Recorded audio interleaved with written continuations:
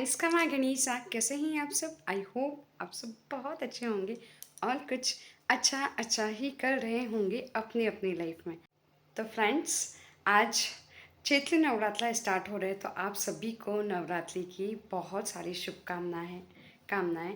इसी के साथ आज हमारे हिंदुओं के लिए नववर्ष है, तो हिंदू नववर्ष की भी आपको बहुत सारी शुभकामनाएं। और साथ ही आज गुड़ी पड़वा भी है। तो आज तीन तीन त्यौहार हैं। तो आज चैती नवरात्रा है, तो हम माता जी की कलश स्थापना करेंगे। तो बने रहिए ब्लॉग में। तो फ्रेंड्स, अब मैं माता जी के लिए फूल तोड़ने जा रही हूँ, क्योंकि हमारा खुद का ही एक गार्डन है। मैं आपको इसका पूरा एक दिन टूर देने वाली हूँ हमारे गार्डन का। तो बहुत सारे मैंने हजारी के और गुलाब के और सदाबहार के, कनेल के फूल लगा रखे हैं। तो मैं वहीं अपने किचन गार्डन जो है वहीं से फूल तोड़ के लेके आने वाली हूँ।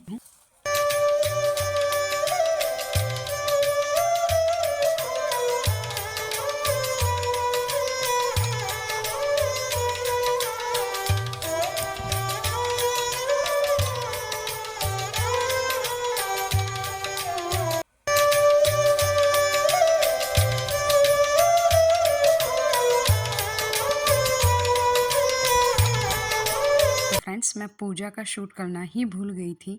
तो हमने यहाँ कलश स्थापना कर दी थी। तो कलश स्थापना मैं मंदिर के वहीं पर कर देती हूँ, बाकी जहाँ भगवान बैठे होते हैं वहीं पर। तो पास ही हम क्या करते हैं ना, एक बाजोट पे माँ बगलामुखी को स्थापित करते हैं, क्योंकि हुक्म की इष्ट देवी माँ बगलामुखी है। तो उन्हीं को हम पूजते हैं। बाकी हमारी कुल देवी माँ नाग नीचे हैं, तो उन्हीं का पास में फ़ोटो रखा है। तो बस उन्हीं की हम लोगों ने पूजा की। तो फ्रेंड्स, मैं चैती नवरात्रा का मैंने थोड़ा सा ही शूट किया था। उसके बाद आज मैं शूट कर रही हूँ, मतलब आज गणगौर है और आज मैं शूट कर रही हूँ। तो मैंने चैती नवरात्रा का शूट पूजा तक का ही किया था। मैंने जो पूजा की थी थोड़ी सी वही आपको बताई थी। उसका रीज़न ये है कि उसके बाद है ना, एक्चुअली हुक्म है ना, उनका 2 दिन से ना हल्का हल्का सा हेडेक हो रहा था। तो उस टाइम है ना, वाले दिन, मतलब नवरात्रा स्थापना वाले दिन उनका है ना एक्चुअली बहुत ज़्यादा हेडेक होने लग गया था। तो मैं बहुत ज़्यादा पता है ऐसा होता है, जब हुक्म की तबीयत ख़राब होती है ना, तो बिल्कुल भी मन नहीं लगता है मेरा। मेरा मन ही नहीं था, तो मैंने कुछ शूट ही नहीं किया, क्योंकि मैं बस उन्हीं का सोच सोच के बहुत ज़्यादा परेशान थी। तो अ, परसों उनका हेडेक हुआ उनको, तो फिर उसी दिन वो फिर कोटा पधारे दिखाने के लिए। तो नवरात्रा वाले ही दिन वो पूजा करके ही निकल गए थे कोटा हॉस्पिटल दिखाने के लिए। तो उनने सारी जांचें करवाई, सीटी स्कैन करवाया वगैरह, तो उनकी सारी रिपोर्ट्स माँ की कृपा से सब चीज़ नॉर्मल आए। लेकिन उनका हेडेक पता नहीं क्यों हो रहा था। तो डॉक्टर ने बोला कि बहुत बार क्या होता है ना, कफ होता है ना, वो आपके चेस्ट में जम जाता है। तो उनको है ना हल्की हल्की सी खांसी सर्दी है ना, बहुत टाइम से है। तो वो खांसी सर्दी की वजह से ही शायद उनका कफ पूरा जमा हुआ था ना, इस वजह से ही उनका 2-3 दिन से हेडेक हो रहा था। तो फाइनली वो कल चैती नवरात्रा वाले दिन वो दिखा के आए। फिर नेक्स्ट डे क्या हुआ ना कि मेरे, आपको पता ही है, मेरे बड़े मम्मा को एक्सपायर हो गए थे। तो उन्हीं का फ्यूनरल का फंक्शन था। तो हम अर्ली इन द मॉर्निंग 3 बजे के आसपास हम लोग निकल गए थे। और लेट नाइट हम लगभग शायद घर पे जब आए थे हम 10 बज रहे थे, 10 साढ़े 10 के आसपास हम घर पे आए थे लेट नाइट। तो मैंने उस दिन का कुछ, मुझे ऐसा लगा नहीं कि मुझे शूट करना चाहिए, क्योंकि ऐसा माहौल होता नहीं है कि आप कुछ शूट कर पाओ। तो मैंने उस दिन का भी कोई शूट नहीं किया है। तो आज गणगौर जी है, तो मैं आज शूट कर रही हूँ। तो फ्रेंड्स, लेट नाइट जब हम उज्जैन से आए थे, तो उसी के बाद मैंने लेट नाइट मेहंदी लगाई थी। मैं सो गई थी, फिर मुझे अचानक से याद आया कि कल गणगौर जी है और मैंने मेहंदी नहीं लगाई है, क्योंकि वहाँ जाना था फ्यूनरल फंक्शन में। तो मैंने सोचा अच्छा नहीं लगता कि हाथों में मेहंदी है और मैं जाऊँ। तो मैंने मेहंदी नहीं लगाई थी एक दिन पहले। तो मैंने गणगौर जी कल है मतलब, तो उस अकॉर्डिंग मैंने लेट नाइट वहाँ से आने के बाद 11:30 बजे मुझे अचानक से याद आया और फिर मैंने मेहंदी लगाई।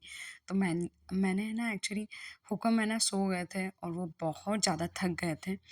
तो मैंने सोचा कि मैं यदि लाइट ऑन करूँगी ना तो उनकी नींद डिस्टर्ब हो जाएगी, और वह ऑलरेडी 1 दिन पहले भी कोटा पधारे थे, तो लेट नाइट आए थे और फिर अर्ली इन द मॉर्निंग हम 3 बजे निकल ही गए थे। तो उनकी नींद पूरी हुई ही नहीं थी। तो मैं नहीं चाहती थी कि उनकी नींद डिस्टर्ब हो, तो मैं अपने जो चेंजिंग रूम है वहीं पर लेट नाइट 11:30 बजे के आस-पास ही हाथों में मेहंदी लगा रही थी। तो मैंने सिंपल से सिर्फ़ हाथों में मेहंदी लगाई थी, कि पताशा डिज़ाइन जो होती है गोल, बस वही लगाई थी और हाथ के उँगलियों में, पाँचों उँगलियों में ऐसे सिंपल सी मेहंदी लगा ली थी। पीछे भी मैं ऐसे ही सिंपल से लगाने वाली हूँ, क्योंकि बहुत ज़्यादा लेट हो गया और इतने लेट टाइम में मैं नहीं चाहती थी कि मैं अ, और ज़्यादा हाथ बनाऊँ और बहुत ज़्यादा, क्योंकि कल गणगौर जी हैं, तो कल भी मुझे जल्दी ही उठना है। तो और मैं बहुत ज़्यादा थक भी गई थी, तो हाथ बनाती तो बहुत टाइम लगता है, इसलिए मैंने सिंपल सी मेहंदी बना ली थी। मैंने मेहंदी सिर्फ़ अपने दोनों हाथों में ही लगाई थी, पैरों में नहीं लगाई थी।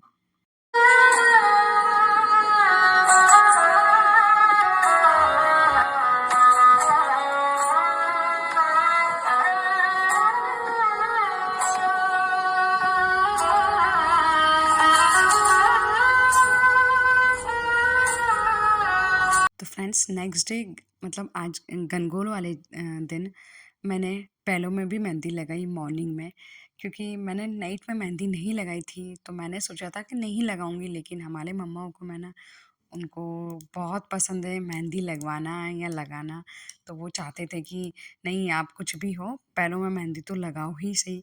तो मॉर्निंग में फिर मैंने वापस पैरों में मेहंदी लगाई। तो फ्रेंड्स, हमारे हडूती में है ना, क्या होता है ना कि सब जगह गनगौर जी अलग-अलग तरह से बनाई जाती है, सब जगह अलग-अलग चीज़ें चढ़ाई जाती हैं। तो हडूती जो रीजन है राजस्थान का, वहाँ पे है ना गुने बनाए जाते हैं और गुने को अल्टा-पल्टी की जाती है। तो आपको पता ही है कि कल मैं उज्जैन गई हुई थी, तो मैं बना ही नहीं पाई थी, और 1 दिन पहले चैती नवरात्रा थी, तो हुक्म की तबीयत ठीक नहीं थी, तो उस दिन भी मैंने गुने नहीं बनाए। तो आज गनगौर जी वाले दिन मैंने मेहंदी लगा के फिर गुने बनाए। तो गुने कुछ ऐसे बनाए जाते हैं कि इनको काटा जाता है और फिर ऐसे गोल गोल करके इनको रखा जाता है। तो फिर मैं वहाँ से आने के मेहंदी लगाते लगाते ही मैंने गुने भी बनाए, तो मेरी मेहंदी सूख रही थी, उसी टाइम पे मैंने हॉल में ही अपना इंडक्शन रख लिया और यहीं बैठ के मैं गुने भी बनाती रही और अपनी मेहंदी भी सुखाती रही। तो क्योंकि आपको पता है गनगौर जी भी थी, तो मुझे 12 बजे पहले सारे काम फिनिश करने थे, क्योंकि उसके बाद 12 बजे बाद मुझे रेडी होके गनगौर जी की पूजा करनी थी। तो बहुत ज़्यादा हेक्टिक डे था गनगौर जी वाला दिन, क्योंकि मॉर्निंग में मेहंदी लगाना, उसी दिन गुने बनाना, फिर खाना बनाना और फिर पूजा भी करना। तो बने रहिए ब्लॉग में।